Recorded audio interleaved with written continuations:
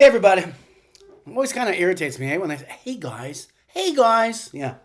Well, I'd like to say, hey everybody. This is introduction to agelesswarrior.com. Duh. So a little bit more about what happened. And it's not just, I don't want to I don't want my main appeal to be about my journey and what's going on. It's more that it's an experiment and that I had to do.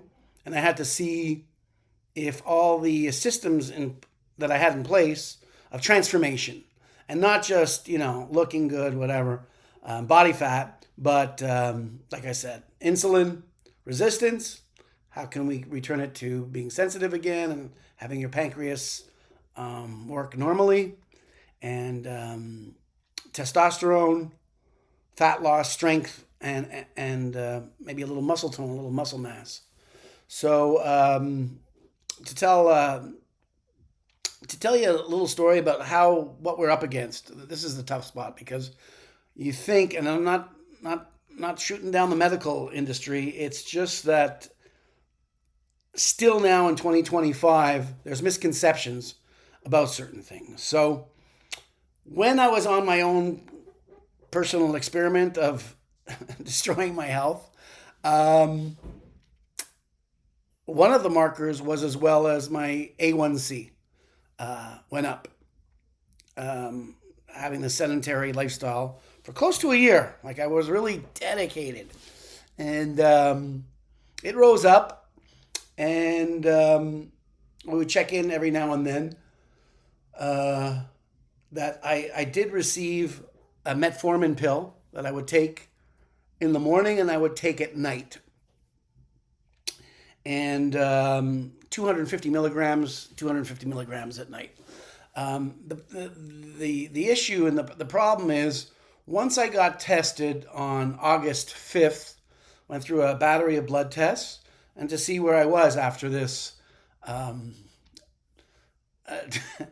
self-destruction in every possible way, meaning nutrition, lifestyle, training, stretching, supplementation. I mean, everything went down.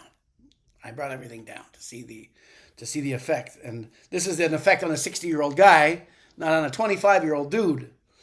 So as soon as I got the test on the 5th, my blood sugar was 10 on their scale, and on my scale it was 9.4. So that's when I took the second action. The first action was mid-July 2025 of starting just by doing push-ups in the kitchen on the counter. Just getting a little bit of strength and a little bit of range of motion and a little bit of almost functional mobility, let's say. So give me one sec here. I'm not answering a message. I'm just going into the scale of biomarkers. So if you can see that, that's where your scale is. So there's normal, pre-diabetes, and diabetes, right? And the scale on the bottom is below 5.7. A1C is considered normal, and 6.5 or higher is diabetic. And I understand everything that's involved with that. I know that that's a serious subject, but I know that diabetes is type 2. That diabetes is a dietary disease. It's a dietary and lifestyle disease. So that's why one of the parameters we look at when you're looking at a diabetic is a male's waist at the navel, the umbilical, your measurement over 40. So the percentages go up after your waist at the navel goes up after 40 inches or above 40 inches. Your risks are pretty well up there of getting diabetes. So I had that rating around 10 on the 5th of August 2025, and then I went into action the next day, which was not, and I hate when they use words like a diabetic controlled diet. It's not controlled, it's understanding what the macronutrients do and what are the percentages from one to the other that you need in a weight loss situation. Not dieting for, a contest. Like I said, in 92 I was Mr. Dorval, and in 94 I was Mr. Quebec, and in 98 I was on Natural Team Canada, which means all those different bodybuilding contests were drug tested. So that's a bodybuilding formula to get there. We're not, bodybuilders anymore. But how do we live and enjoy food and satiate ourselves at a meal and stay lean for life? So in 5 weeks, I went from 9.4 on my scale, 10 on theirs, to 5.4, which is below. Very happy to see my doctor. Was really looking forward to seeing him. Came and sat down, and the bullshit started immediately. Would not recognize at all what I achieved in those 5.5 weeks. I won't say his name. He's a good man. For me to be a doctor would take probably 25 lifetimes. But he knows what he knows. And this is not Tom's belief. This is looking at the data. And even prior to learning about biosignature in 2015, when I was in New York with Charles and Dr. Mark Houston, was a cardiologist and cardio surgeon from Vanderbilt University. We were going by the data that they had then. But even before I learned that, I got 6 people off of metformin, which is pre-diabetic and so on. So it didn't go well at all. He didn't really acknowledge the fact that, one number down to this low number. What he did say to me is that you're a diabetic and you'll be a diabetic for the rest of your life. All right, so this guy's not for me. I'm not saying to anybody, oh, don't listen to your doctor, go off. But once you're producing those numbers, and they'll say things like, we have to have 3 months of you being at 5.4 before we can even think about getting off and so on. And I understand why. Why? Because if you're not meticulous about your diet and lifestyle meaning training program, it's going to fluctuate and it can come up and down. And that'll set you off. Or your pancreas is just kind of getting used to working again. Dr. Colgan out of Salt Spring Island, who I trained with in 2005, said he almost thinks that it's like gas and oil, or gas and oil and water, that the insulin doesn't jive with the big fat wall that's there and can't get to the muscle receptors. So I was very disappointed with what my doctor had to say.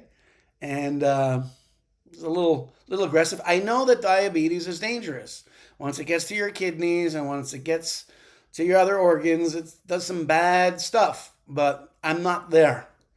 And the prognosis, or the strategy, rather, I would say that he didn't understand is, first of all, I didn't use my muscles. Your whole musculoskeletal system. So there was no insulin transfer.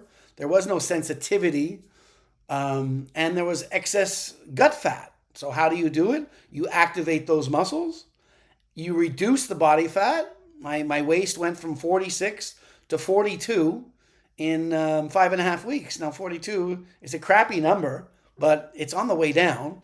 And then once you're 39, or when I'm 39, and I'll share that with you when it happens, then even the risk is there. There's statistics. That's what doctors do. They follow data and statistics.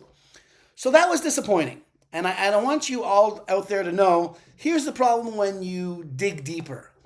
And I'm not, smart enough to research every day on what's going on. So I pay other people that I think are, ahead of the class, as in really knowing what's going on. So the problem here in Canada, worse than the States, but the problem here in Canada now is that the epitome of health is Homer Simpson.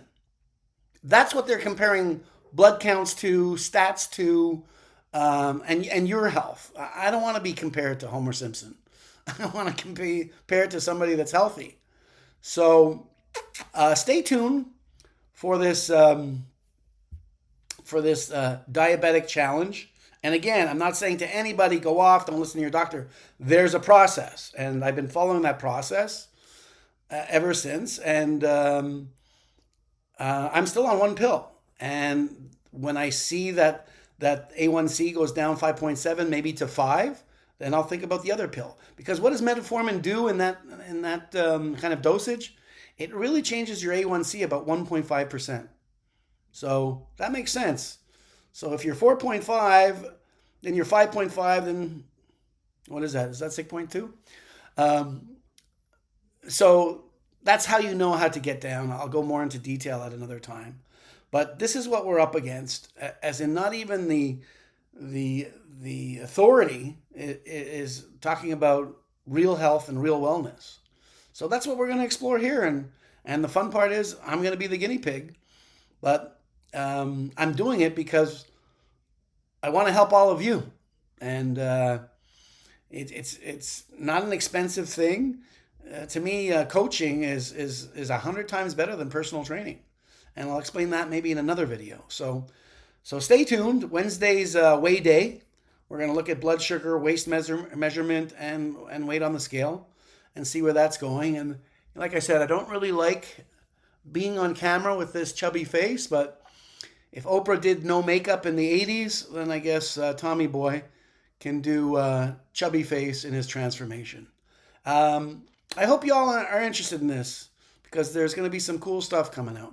Stay tuned. I won't be bothering you too much with videos, but they're always better than reading. Reading is a chore. All right, everybody. Have a nice night.